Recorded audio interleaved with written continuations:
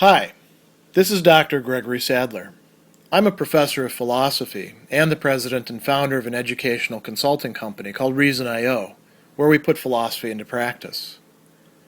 I've studied and taught philosophy for over 20 years, and I find that many people run into difficulties reading classic philosophical texts.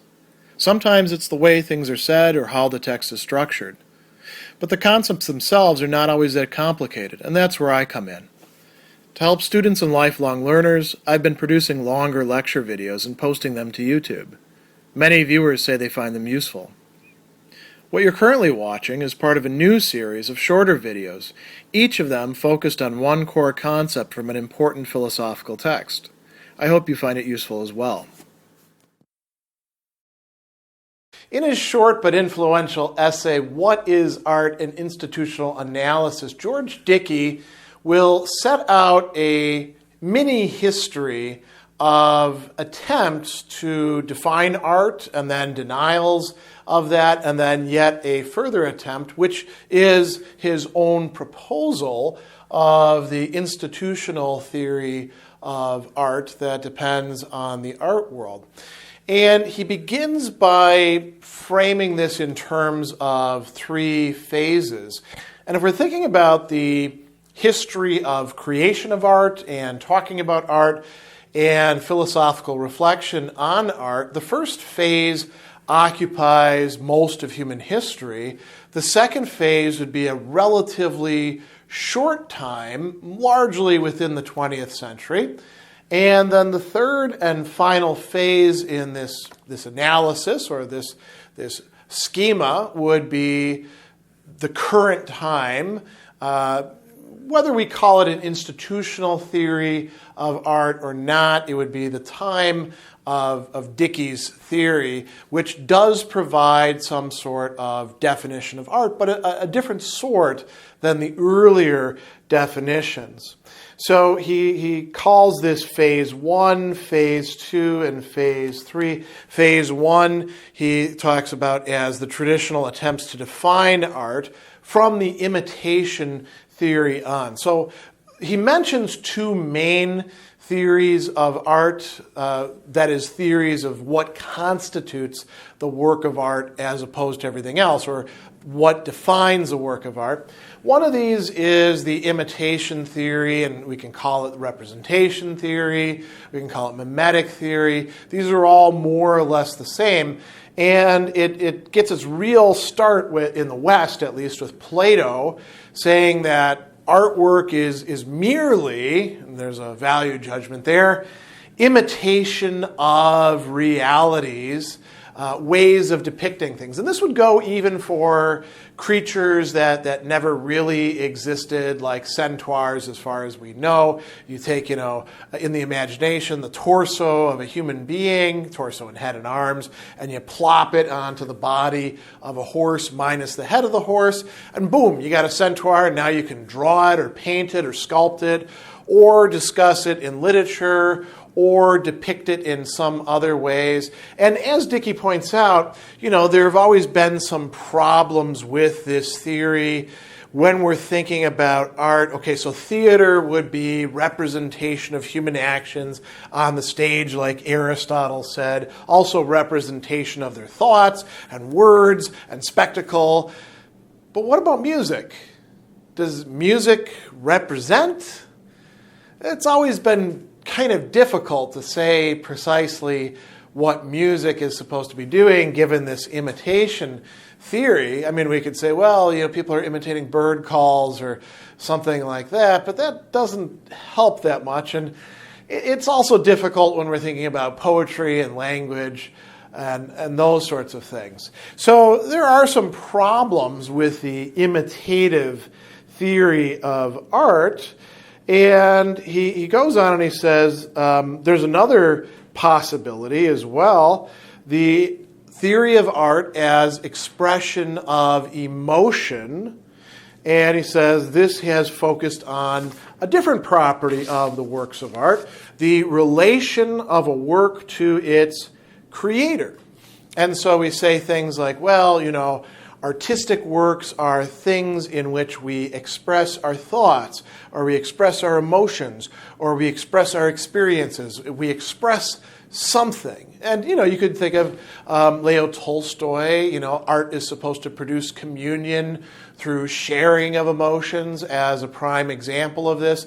But there's many other sub-theories that also viewed art and artistic activities and products as essentially engaging in expression. And these two kind of battled for quite a while, and both of them were ultimately shown to be inadequate as theories of art. So he says, the expression theory is also proved inadequate. No other subsequent definition has been satisfactory, although not as fully satisfying as definitions. However, the imitation and expression theories do provide a clue. So they weren't a complete loss. Both singled out relational properties of art as essential. And he thinks, that there was some advance in doing so. So the process of trying to say what is art, what constitutes art, what is essential to art, even if it failed, it turned out to be quite useful. Then we move into phase 2.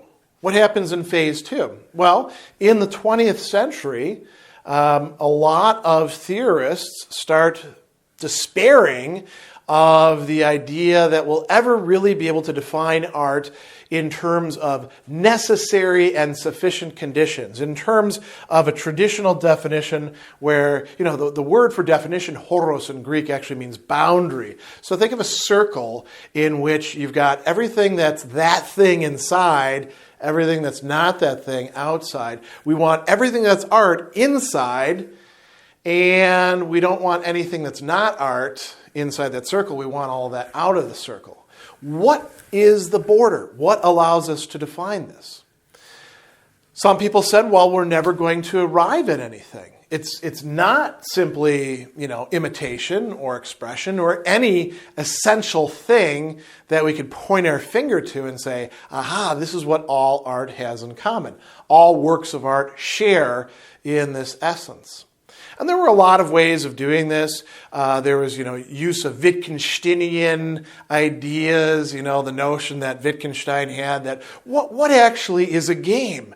We can't quite say what a game is with any sort of definition, because any way that we try to define it, any characteristic that we pick out, there's always something that seems to be an exception and yet is a game. Are games supposed to be fun? What about games that are deadly serious?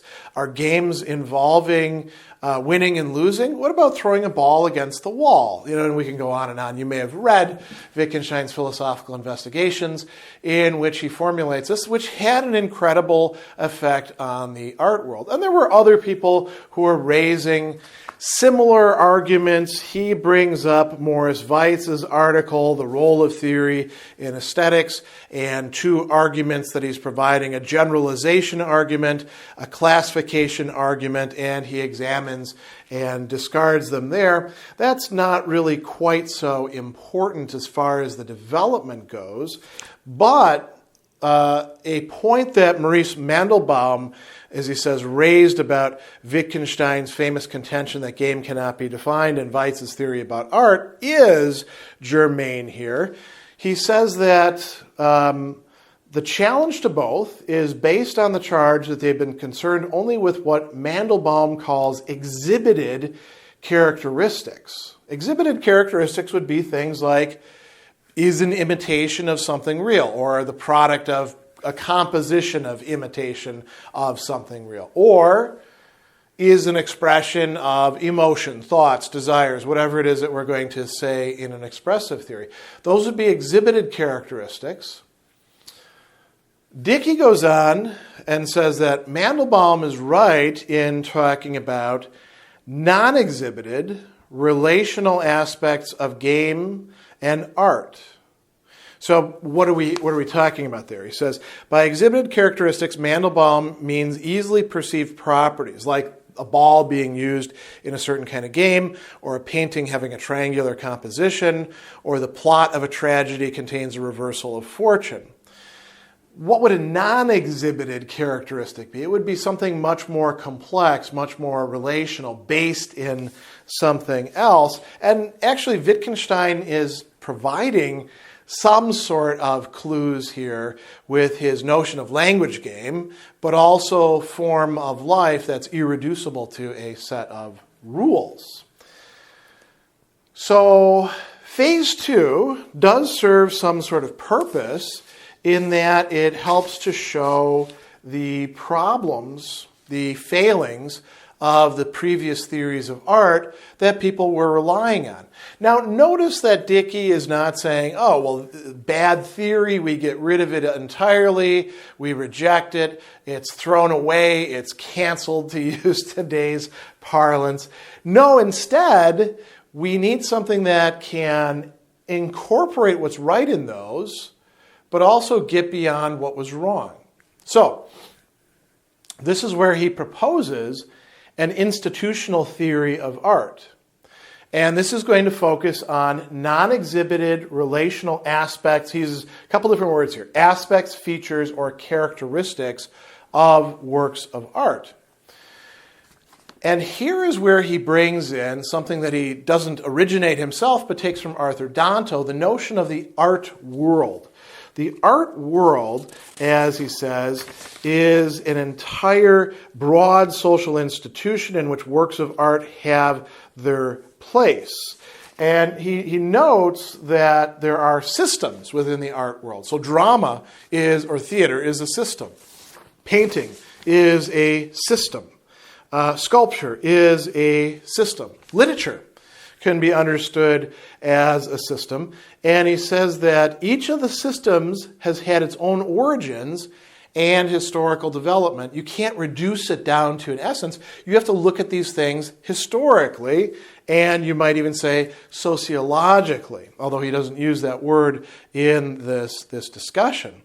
Now, he tells us that one central feature all the systems have in common is that each is a framework for the presenting of particular works of art. And it provides us with a way of saying this is art, this is not art, at least in what he's going to call a classificatory sense, but also in the evaluative sense in which we say this is a good work of art, or this is really a work of art, right? With sort of emphasis in the voice. So this third way of looking at things allows us to get beyond these earlier theories, get beyond the rejection of them, and provide something like necessary and sufficient conditions.